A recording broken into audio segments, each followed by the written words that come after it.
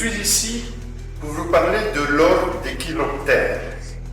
Chiroptères qui regroupe la famille des mammifères volants, appelés chauves-souris.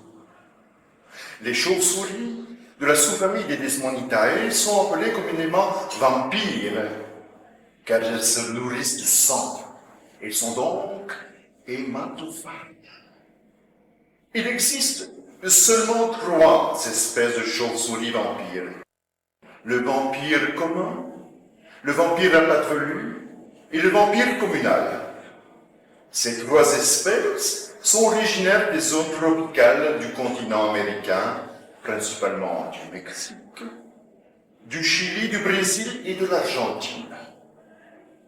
Contrairement à la croyance populaire qui dit que les chauves-souris ne s'attaquent assez rarement à l'homme et se nourrissent seulement que d'insectes, nous avons pu observer, et peut-être à cause de moi, par manipulation génétique, que les vampires devenaient des hommes vampires, des hommes chauves-souris. C'est devenu de la légende une réalité. Et se nourrissent bien du sang des vivants, où ils en tirent leur force vitale et principale. Dangereux pour l'homme. Hélas, je dois vous avouer que l'expérience n'est pas à la hauteur des espérances. C'est-à-dire que, que le cerveau céphalorachidien a repris l'essence primaire de l'instinct, nous pouvons retrouver son espèce animale. Dans ce cas, la génétique a permis non seulement d'évoluer, mais aussi de revenir en arrière, de revenir dans cette essence animale, donc dangereuse.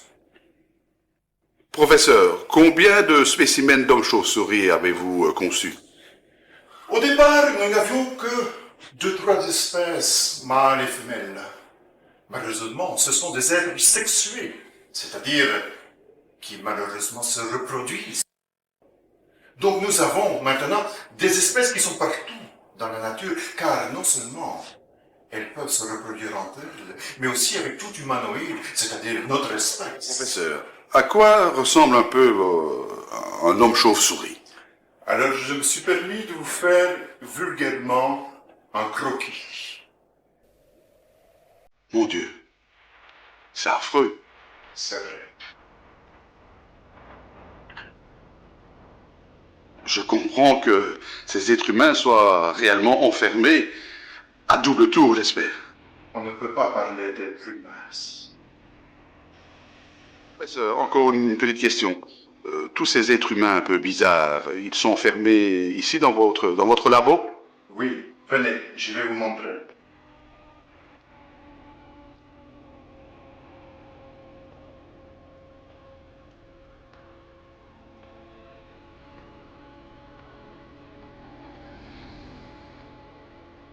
Nous les avons enfermés ici.